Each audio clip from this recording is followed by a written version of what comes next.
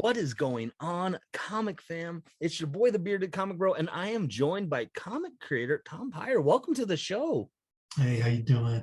Doing great. So if you are not familiar with Tom's work, and Tom, you've written for DC, you've done Hourman and Legion of Superheroes, and you're writing for Ahoy Comics of The Wrong Earth and Hashtag Danger. Like you've written a lot of books, and you've been an editor at DC Vertigo. Like you've been all over the map with comics. So I'm excited to just sit down and talk a little bit about it with you. I always like to ask my creators and people I have on my show, how did you get into comics? Was this always something like you've had a love for of comics and, you know, the superheroes and things like that?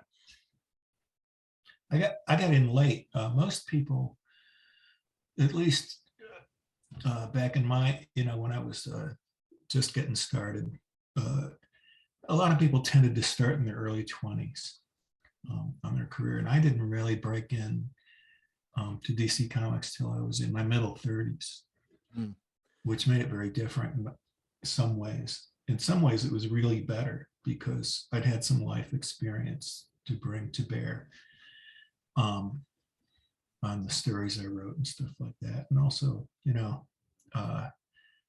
you're a little older, things tend not to be as upsetting.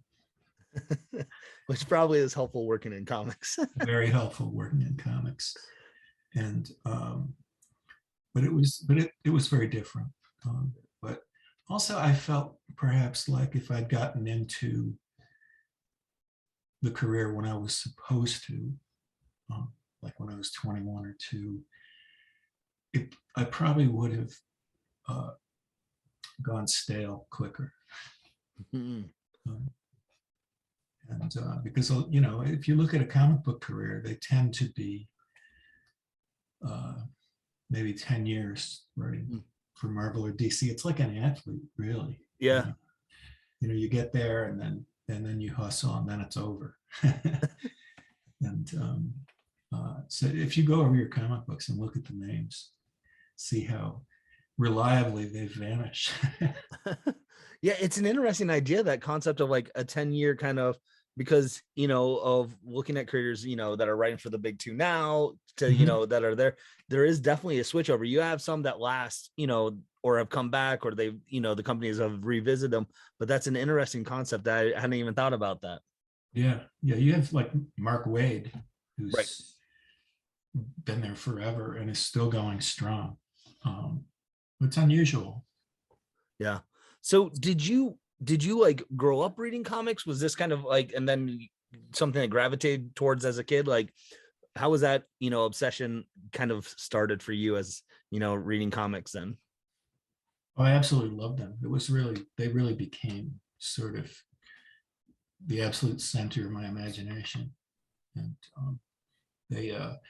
a lot of guys, people my age, mostly guys back then, they started to put the George Reeves Superman TV show in syndication, and you could watch it every day. And it was long enough ago, and we were young enough that it didn't look stupid. In fact, I still love it. But that got a lot of us into, if you look at like Steve Gerber and all these guys from my generation and earlier, that got a lot of us into it. And so I probably started reading, buying my own comics when I was like 6 or 7. I would say 6, and probably by 8, it was pretty religious. That's awesome. It was easier because they were cheap and there weren't as many, so you could kind of get everything you were interested in. But to share with you how creepily old I am, my first Marvel comic was like Fantastic Four #6. Oh, wow. And my first Spidey was like #5. So I got to watch Marvel go from like a mom and pop store to the octopus that ate the world. Right. And it really was like a mom and pop store. Yeah, it's got to be so interesting too, because I'm sure people all the time like, oh my goodness, you got to read those comics, but like as a kid, You didn't realize the impact probably that these were going to have on No, the I had no industry. idea, but I did know that I loved them. And it Yeah. was really exciting to follow like Kirby and Ditko from month to month. Um, I knew they were special somehow. I mean, they were like, they belonged to me. Yeah. Right. So were there comics that you kind of gravitated towards more, like the Fantastic Four or Spider-Man, or was it kind of just across the board? I was not like, I never understood kids who would say, well, what do you like better? You know, choose DC or Marvel. I never wanted to choose. I just liked it all. You know, even I loved it all. I loved non-DC Marvel. Herbie. I don't know if you ever read Herbie, but Herbie's a masterpiece Mm-mm. from American Comics Group. It's Okay. still, I think, in print. It's like, it was a very funny series about a kid who was, his parents thought he was like this unachieving lump, and his father was always on him, but when they turned their back, he was off like having time travel adventures, and the president of the United States was on a first name basis with him. Oh, that's awesome. Yeah, so and talking to animals, he was great. Anyway, I don't know why I'm talking about that, but you know, Because it sounds awesome. yeah.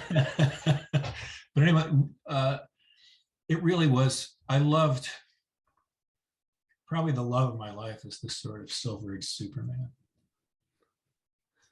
Really, And that probably did that come off of your love for watching the syndications of yeah, Georgia? it was the gateway into comics, and just when I was into it, they just created this whole universe of imagination with like Bizarros and the Fortress of Solitude and Supergirl. It was just, and the Legion of Superheroes, so much spun off from it. Superboy's mythology. It was all, it was so huge. And really, I was lucky to start reading comics when I was, because of the heavy censorship. Because of the heavy censorship, the Comics Code, they couldn't just have people being stabbed all the time. And so they had to come up with visual gags that were still compelling, but not the usual sex and violence. So you got these wonderful things like Flash with a huge future head, which you wouldn't have gotten otherwise. That's so interesting to hear. Like, I've never actually heard like that the comic code, helped with comics because it almost forced creativity, right? Like, It absolutely forced creativity. And the thing about, I mean, I'm hung up on the Silver Age because of my age, but I think all of comics is hung up on the Silver Age because so many of the concepts that were hatched back then are still with us. And we go back, and there's always going to be X-Men Danger Rooms and Superman's Fortress of Solitude, and that's all Silver Age stuff. yeah, and I think there's a desire for that Silver Age. I think you see it in the Wrong Earth that you're creating. We'll talk about here in a little bit. I think you mentioned Mark Waid already on the show. I think you've seen that with his World's Finest. Like, it is a Silver Age comic book in a modern day comic like world. So right. Mark could always look at those old comic books and see the humanity in the characters. That was not quite apparent because on the surface it was kind of corny or stilted. Yeah. He could really, he had X-ray vision, or has X-ray vision, for like the souls of the characters and their relationships, even existing back then. And that's his North Star. He puts that into his comics still. Yeah. So how did you then, because I know you said you got into comics late, you've been a comics fan all your life. How did you get into actually then transitioning from being a fan to then getting into working in comics? Well, an important thing was to not succeed at anything else, because I didn't really want to. So I would do menial jobs and stuff because I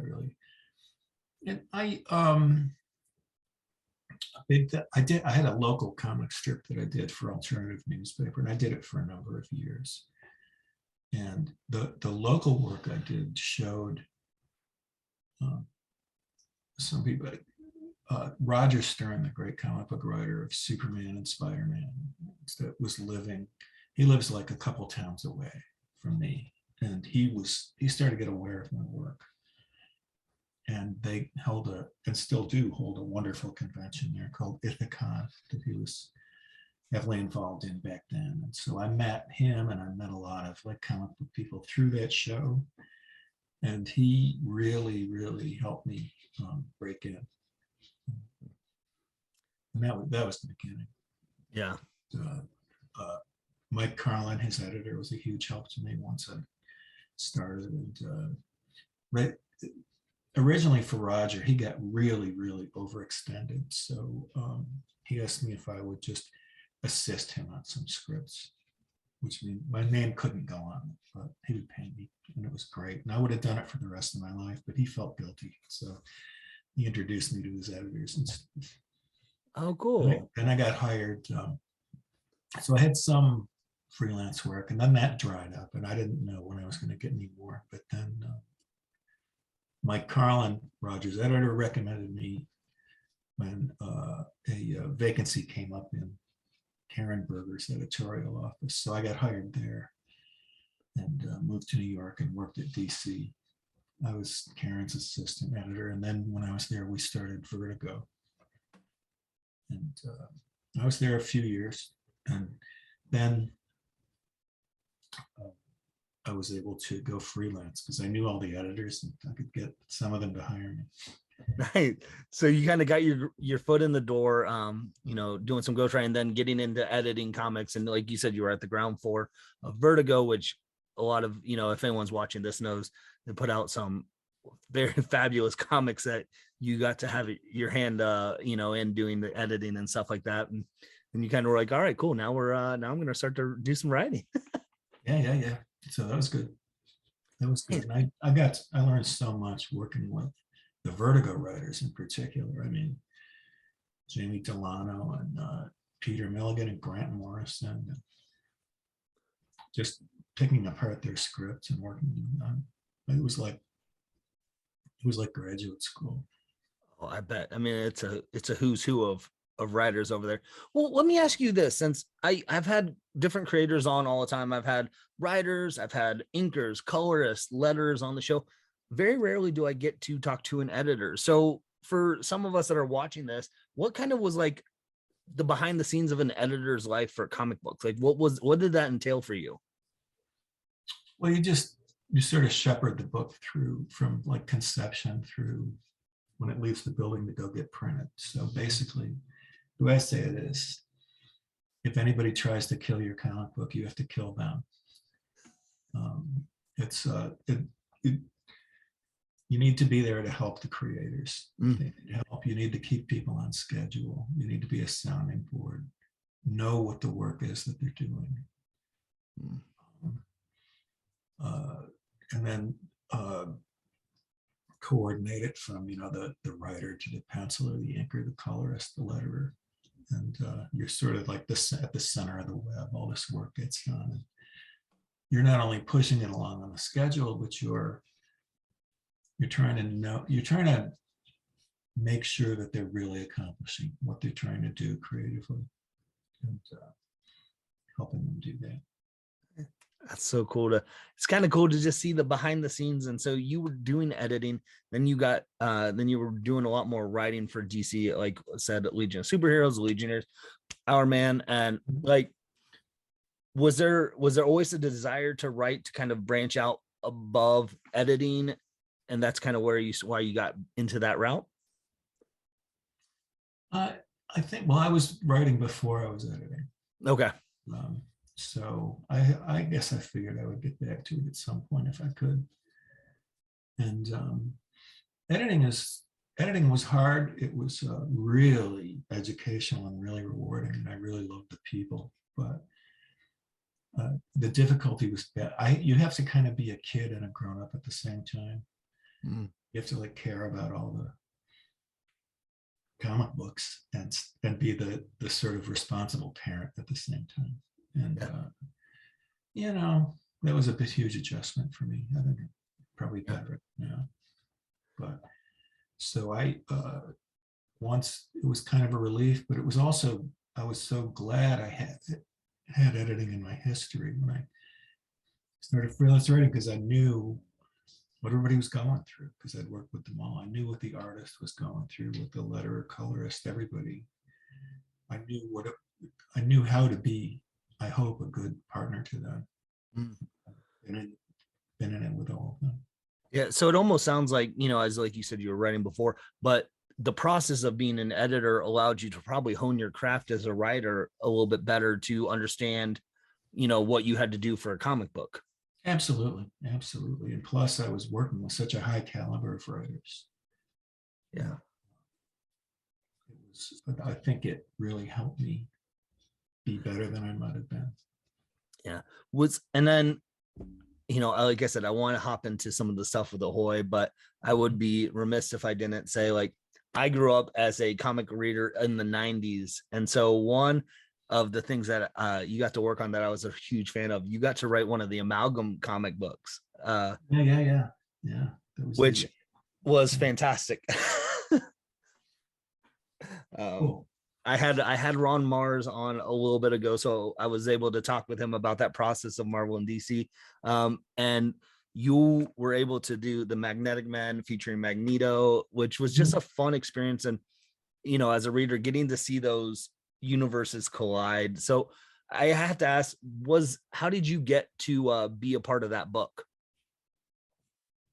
Well, I think they were just handing out a lot of them to the regulars, and I was a regular at the time. And I think they picked that one for me. I think they said, "Do you want to write Magneto and the Magnetic Man?" And I said, "Sure." And because I loved Metal Men when I was a kid. It's always more fun, even to this day. It's more fun being involved with things that you loved as a kid. Mm. And so I really did love the Metal Men when I was a kid. And Magneto, I bought that first X-Men where he was the villain. X-Men #1. I was like one of the little kids reading that thing. So yeah, there's something about nostalgia, right? Of getting to, whether you're maybe probably writing it, or experiencing nostalgia. There's something about always taking it back to, when you first read that or you first watched a movie. So that's when you really fall in love with it, when you're first exposed. The first couple of years, that's when you're really like, and the feelings that those stories give you stay with you your whole life. I think it is nostalgia, but I think it's something more too. I think it's almost like, I don't know, just love, yeah, it's remembering that kind of first love of what got, like that's for me. Growing up in the area, like I'm probably one of the few people that still love Dick Tracy and Batman Forever, because those were the two kind of movies that stood out in my mind. And, and I gravitated towards everything Chester Golden, created because of Dick Tracy. So I understand that. He was so great. He really was. Yeah. Again, I could talk to you about what you did at DC forever, but I'm sure people do that all the time. And I would love to talk to you about Ahoy Comics and then your comic, The Wrong Earth. And all of that. So how did I know you were on the ground floor of kind of being a part of Ahoy from right off the get-go? So how did Ahoy Comics come about? Well, it was I live in Syracuse, New York, and two of my very, very good friends, we've been hanging out for decades together. One is Hart Seeley, who was a journalist, and one was Frank Camusa, who was a editorial cartoonist for a daily newspaper. And I put those in past tense because, as you know, the staffs of newspapers have been shrinking and shrinking and shrinking. So they weren't involved anymore with the daily paper. And Hart in particular was looking for something to do. And he knew that we loved comics. And he just read them when he was a kid, But he knew that Frank and I loved them. And so he suggested, why don't we start this comic book company? And because he just needed work. He needed something to do, and it turned out wonderful. I have to tell you that had we known how hard it would be, we would not have done it. But our ignorance was kind of a gift, and we got to, walk into this blindly and really get it done. Yeah. But it is hard. It's hard to start a business. It's hard to know everything you need to do. And we were lucky to, and smart, to bring in outside people who knew what the jobs that were, who knew what they were doing, who had experience in various jobs. And that was what saved us. Mhm. But so we started working on this in January of 2017. And September of 2018, our first books came out, The Wrong Earth and High Heaven and Captain Ginger. And we've been putting stuff out every month since then. Yeah. Did when you guys first kind of came up with the idea of Ahoy Comics, did you have those initial 3 books kind of in the back of your head, or were they something that came about once the process started? I had The Wrong Earth in my head in some fashion, and I had notes and stuff. And we brought Jamal in to be co-creator, and it really is a different and much better book than what I had planned when I was working on it alone. Jamal contributed so much, including the dragonfly motif for the heroes, which I think is really key. And so that was rattling around in my head for a number of years, The Wrong Earth. High Heaven, I think I came up with closer to the actual Ahoyness. It was, but even that was kind of similar in the back of it. So, so I had those 2 things I could work on.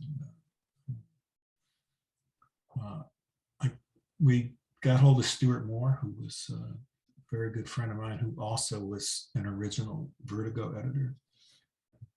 He came up with Captain Ginger. And I think he'd been cooking that for a while too. So that was our first few. And we had the Edgar Allan Poe anthology.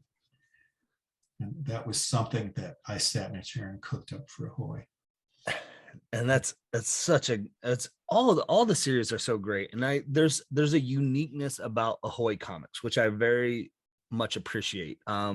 There's humor in it, which I gravitate towards because I think that's such a hard thing to do. And so when I find something that does it well, I'm like, yes, this is for me. And you also, just the format even of the comic books, you do a lot of, you have a main story, but then you have some backstories that have nothing to do with the book. You also have some prose, some, articles and stuff that are written, which are just as engaging as the book. So like, did that kind of idea come out of you? Like, we want to do something a little different with when we're creating a comic book.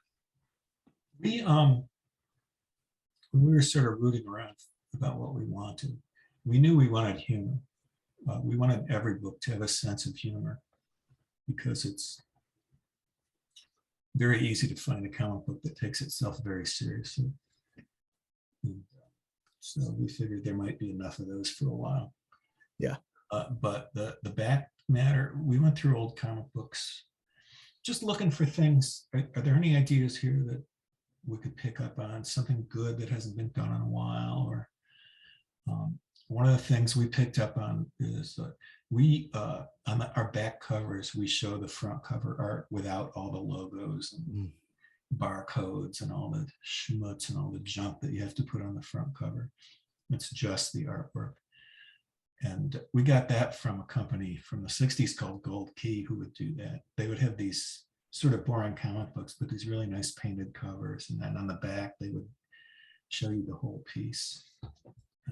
So I always loved that. It's about the only thing about that company I loved, but I really loved that. And that, but a lot of, it used to be, if a comic book wanted the kind of cheap postal rates for, to send subscription copies, if they wanted inexpensive postal rates that magazines and books and stuff enjoy, they had to have at least a couple of pages of text in there to be considered a magazine. The post office would not consider an all comics book a magazine.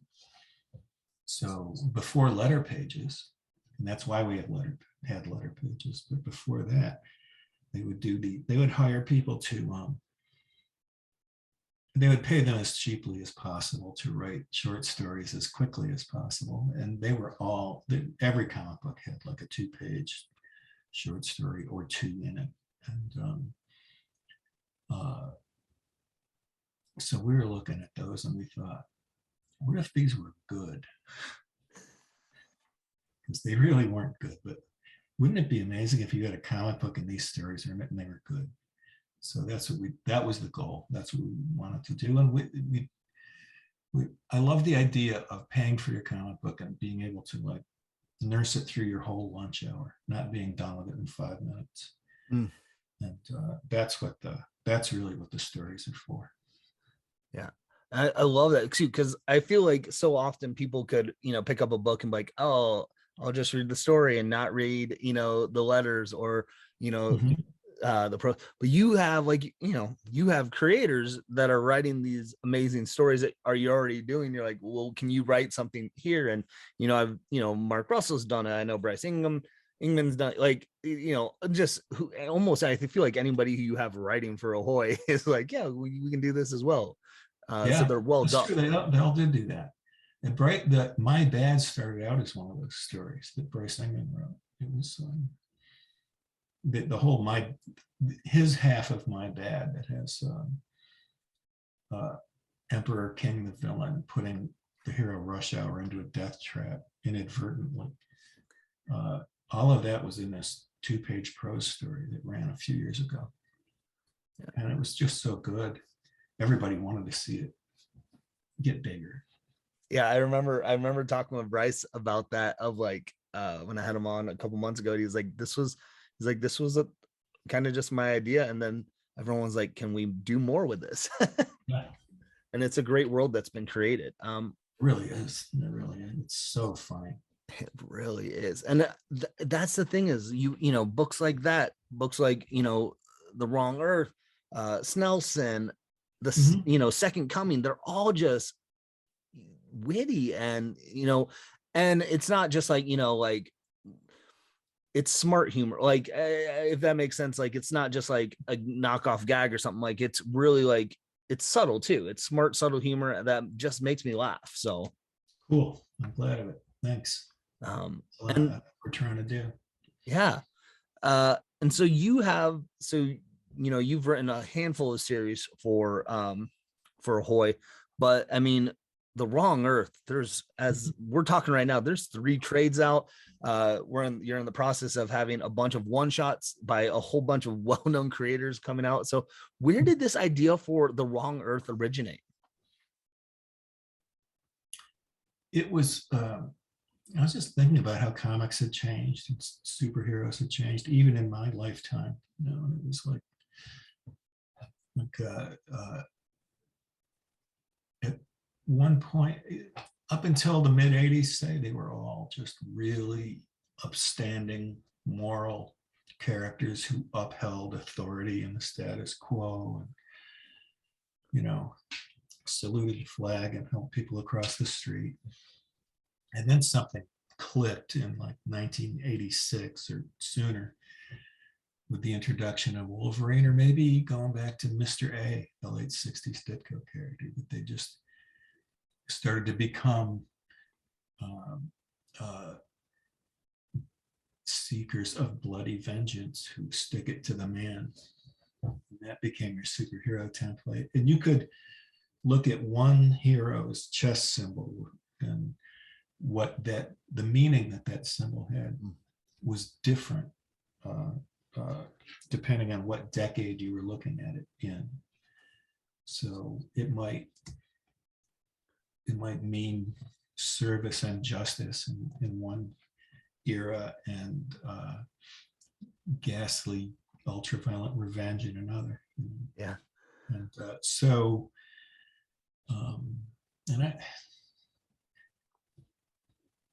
it just seemed, somehow it clicked in me that it would be funny if you took these 2 versions of one superhero on parallel Earths and trapped them on each other's Earths. So the the vigilante has to be on this world of innocent people, and vice versa.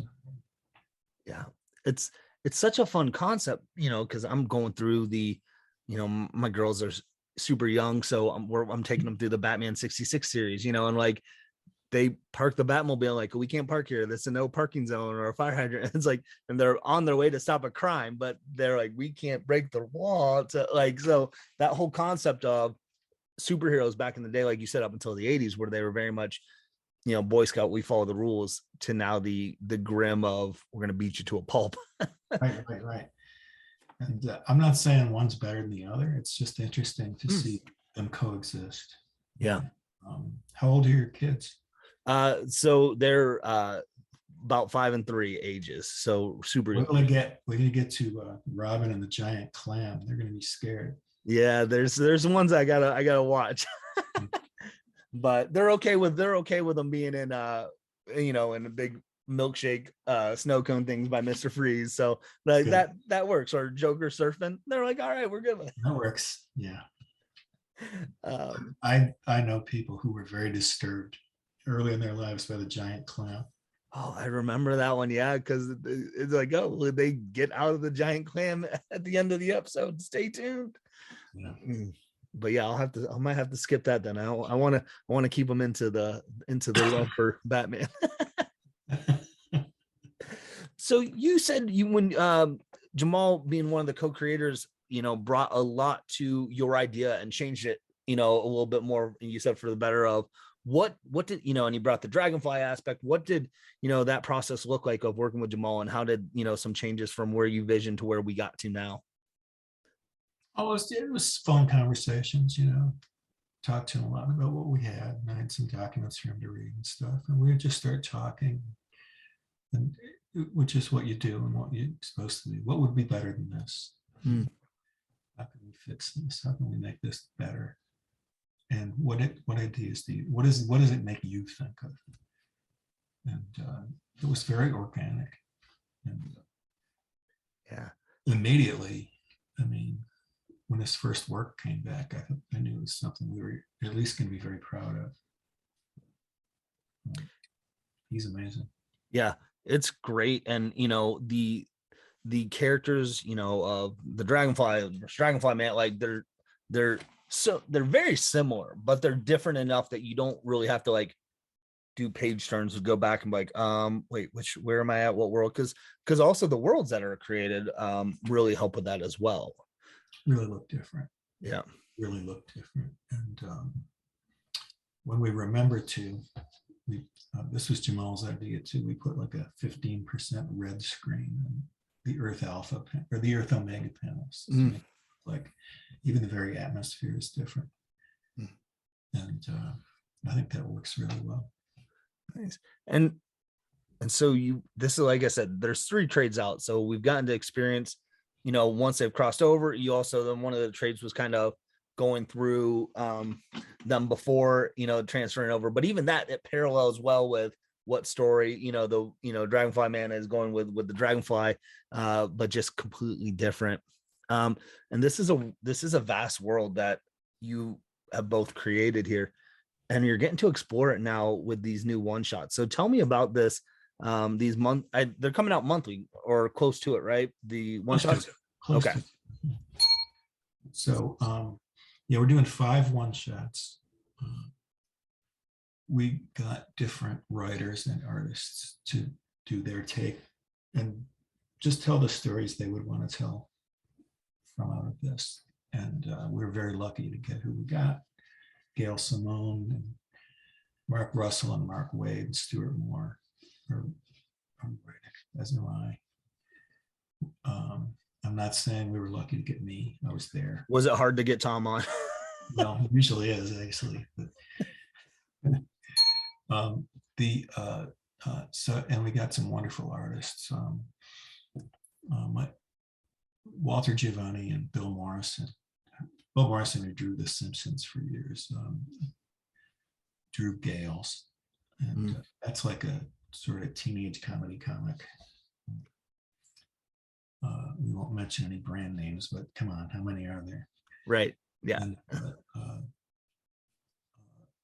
Mark is doing this satire of like real estate and finance, which is not like any mass crime fighter comic you've ever read.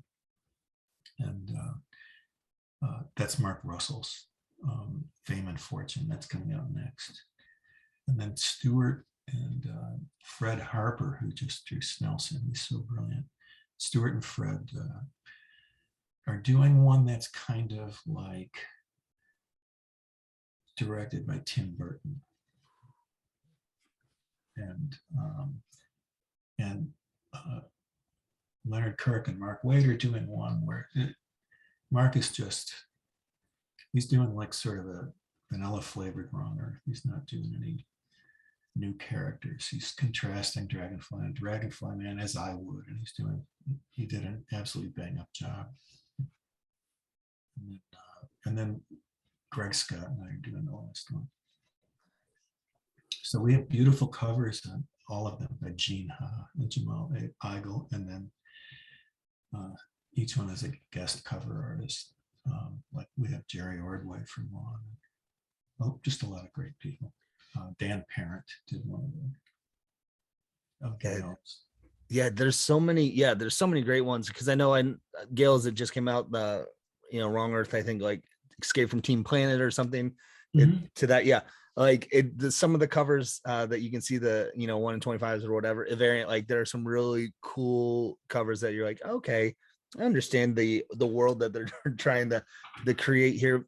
What was that process like for you of, you are someone who's gotten to do a lot of writing for characters that have existed before you, but kind of allowing other people to write some of your characters, which you've done throughout the time at Ahoy because of all the backstories that you've gotten with, some of them, Dragonfly Men stories and Stinger and things like that. But what was it like to let other people and really well-known creators, playing a sandbox that you helped create?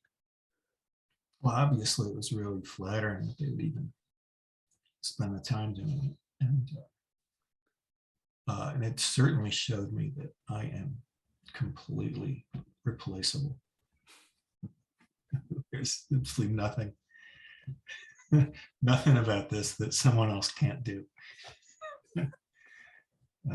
I've learned that from this. It's a very hard lesson to learn. Yeah. It's got to be kind of cool though to see, like you said, Gail Simone, your Mark Waid's, Russell and Stewart that are doing these.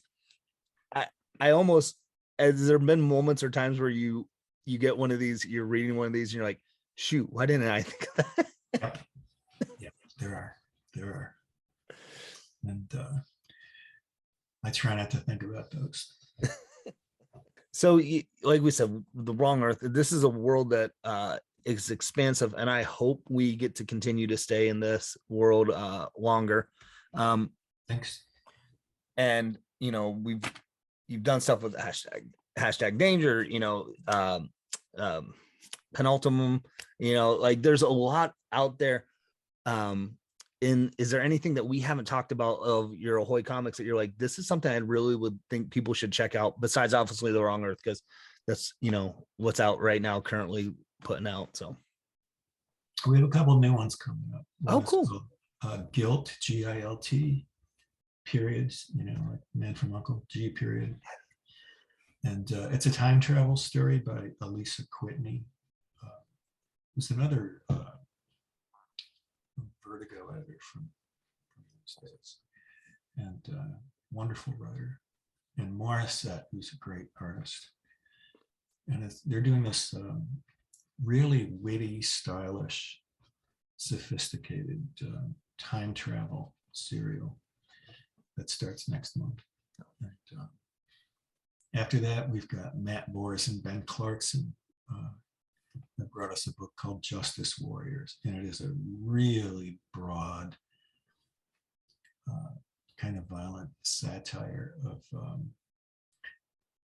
income inequality, police, urban problems of all sorts, and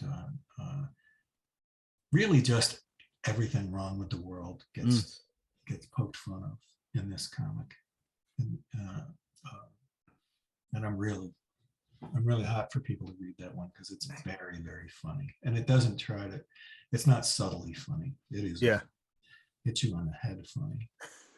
And it has a real point of view about 1,000 things that are wrong with the world. Do people bring a lot of pitches to you? Like you said, they brought a story to you. Do you guys go out as Ahoy kind of seeking creators and stories? Like, how does that process work of, figuring out what's coming to Ahoy or not? Well, we'll look at things. Yeah. We can't, at this point, we can't publish that many comics. Okay. We can't do 20 a month like other people can. So we're very picky about what we pick up. Maybe even more picky than we'd like to be. Mm. Just the opportunities. We want to use the best stuff we see, and sometimes we ask for it, and sometimes it comes to us. Yeah, because I know you guys had the connection with Second Coming over to Ahoy. Was that something that when the news kind of dropped, you're like, we need to get Second Coming, or was that how did that kind of transpire? They thought of us. They thought of us when it was happening, and we thought of them too when we heard about it, and we sort of went looking for each other. And there was about a month or maybe 6 weeks where we didn't know if we were going to get it or not, but we really wanted it, so that was hard. Yeah, and we got it.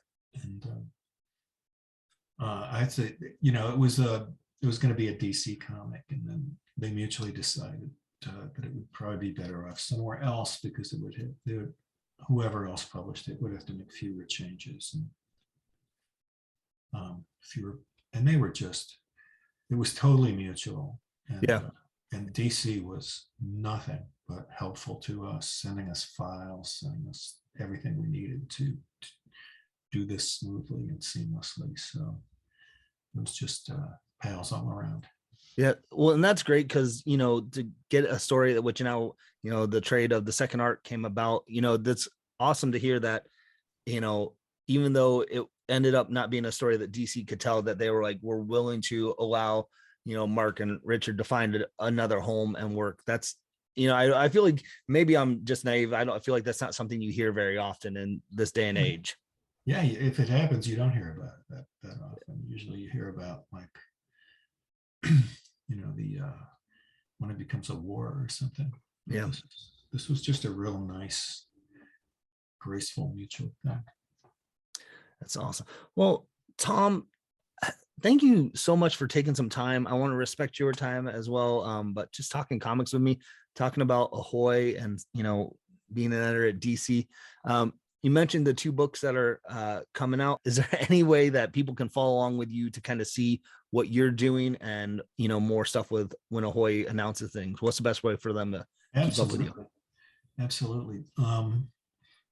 The Ahoy Twitter account is probably the best place. It's at Ahoy Comic Mags, and I'm at Tom Peyer. So, and I always retweet all this stuff anyway. So. Those are the best, and we have a newsletter you can subscribe to. And if you look on our letter page or follow my Twitter feed, you'll see how to do it. Yeah. It's great. Newsletters. It really is. I'm a newsletter subscriber, and I think I actually just got one in my email today. So it was fitting. But gang, I'll have links to everything that we've talked about, to how to follow along, newsletter, things like that, in the description of this video or in the description of the podcast, however you're listening. And again, Tom, thank you so much just for taking some time to talk about comics with me. Thank you. I really enjoyed it. So, all right, gang. Well, make sure you go out, support Ahoy Comics. Go check out The Wrong Earth, the one-shots that are coming out right now. You're going to dig it. If you're not, you're going to pick up all 3 trades. I guarantee you. You're going to fall in love with the world like I have. I hope so. But with that being said, hopefully you can find some time to curl up, grab a book, and nerd out. Peace.